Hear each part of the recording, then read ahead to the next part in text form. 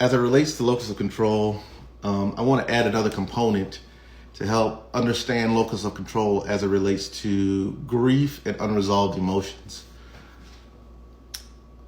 In therapy, sometimes individual has a hard time forgiving other people for what has transpired. And a lot of their emotions is locked under the unction of trying to get something out of an individual or a circumstance or even a past circumstance that inevitably they cannot get going forward. And so how does one make peace with having a strong emotion of anger, frustration, or resentment towards a person, an event, or the past that inevitably is out of that person's control as far as the outcome?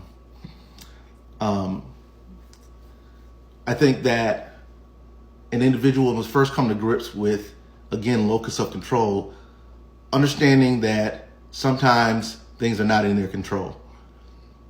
But a great way to pivot your emotions through the function of awareness is by attempting to link your emotions more towards not what you can't control, but more over towards grief, which is the attempt to accept what is no longer there, or i.e. what you can't control in this circumstance.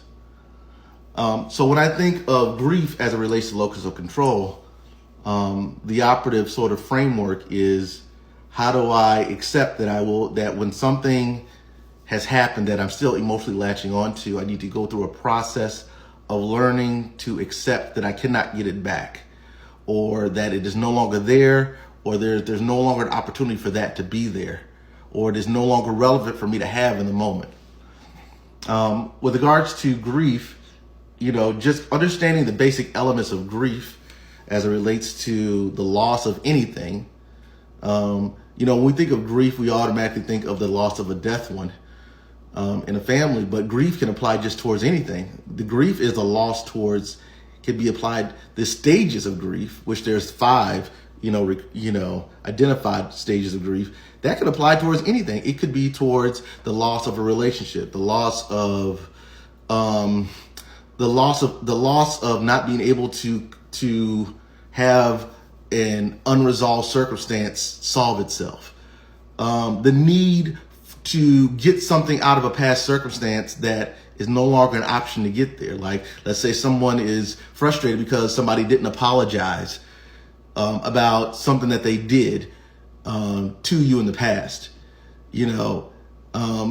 There is, if you angle it properly, you can consider that if I cannot get the apology, that maybe I should lean my emotions more towards the stages of grief in order to help me accept what inevitably I cannot change.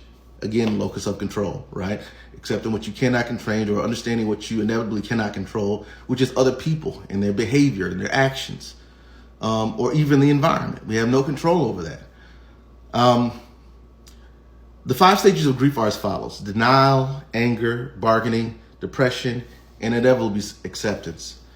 And I think that if we can lean our emotions towards the idea that when we experience something that we want to change but cannot, we go through this process of denial. We think that we can get something that inevitably we can't. That is denial. We go through anger. We get frustrated because what's happening that we want to happen is not occurring, or there is a loss that we're experiencing that is causing us to be frustrated, either with ourselves, with God, or with persons, or with the environment itself. Maybe our situation is what we're angry with, and it's not even applied to a person. There is bargaining, where we attempt to try to get that energy out via, maybe we have an erratic emotional expression, right, in the form of an adult temper tantrum, right, in an attempt to get something that we don't have the option to get, right?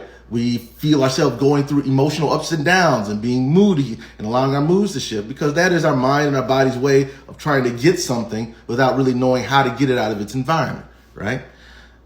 We even can go as far as attempting to resolve that, which we have the option to do under the unction of locus of control, i.e. influence. Like, we all have the opportunity to try to resolve things, between individuals and within our environment, but that does not mean that we can control the outcome of that influence, right? Depression, which is excessive, extreme, irrational sadness, noted by either excessive sadness or lack of motivation to do things.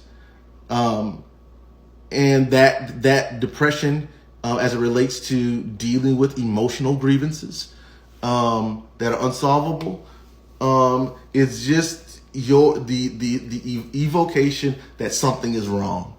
Depression implies that I deserve something, when inevitably that's out of your control. Like, how can we deserve something that really the environment doesn't guarantee to produce to us, right? They owe me an apology. They owe me resolve, when in fact nobody owes us anything. If it was owed to us, then it would be given to us. And again, we have our rights to petition and influence and negotiate with our environment, but we cannot control what comes to us inevitably. Whatever comes to us is whatever comes to us, and that is just the unction of God, the universe, or whatever you believe in. The final stage in grief is acceptance. And acceptance for me is the attempt to find meaning, moreover, than resolving the circumstance. To see that maybe this part of my life that I'm not getting, how do I benefit from it? Or what good can I siphon out of this experience to help me move forward, rather than get lost in the trap of not being able to accept what inevitably I cannot change, which is other people or the environment, or what I get out of the environment or other people. When you talk about acceptance, I want to keep in mind that we're not only trying to accept the circumstance, but we're also trying to accept and give value to its place in our overall experience. That even if I can't find any resolve, I can accept that it was a moment in time, and I can also accept that this part of my life that I wish was resolved represents this amount towards the bigger scheme of my life. The understanding locus of control and understanding stages of grief, coupled with forgiveness, redemption, and reconciliation, can help create emotional and mental peace with regards to learning how to course through the things that we cannot control in life. The other thing I want to mention as it relates to grief, when I talk with individuals about grief, especially emotional grief, again, I go back to the analogy of the death of a loved one. And my question for the individuals is, well, how long does it take to grieve? And the answer is usually indefinite. It could be indefinite. You could grieve about a death of a loved one all the way till you die. You hope that the impact of grief does not impact you as severe or intense as the initial loss, the initial emotion related to the loss. But grief can last a lifetime. How long would it take to grieve over something? I think it lasts a lifetime, depending on, our level of connection or even trauma associated with whatever's happening to us. Sometimes people can experience grief and then it can go down, and then something intense that reminds us of it will pop back up and cause us to have those same emotional responses to the environment, and that sometimes people cycle in and out of the stages of grief. And then you never fully get towards full acceptance, but maybe you go through it and get to a point of acceptance, and then maybe you emotionally go back every now and then and go through the cycles of stages in. And it doesn't mean just because there's stages of grief doesn't mean that you go through the stages in successive points. Sometimes you go from anger maybe to depression and then to acceptance, or you go from acceptance again and then maybe you go back and forth between anger and depression. It just depends. The bigger topic with regards to peace is a whole nother topic spiritually and even humanistically. But anyways, that's enough information I have for today. So hopefully that's enough fodder for you. You guys have a great day. God bless.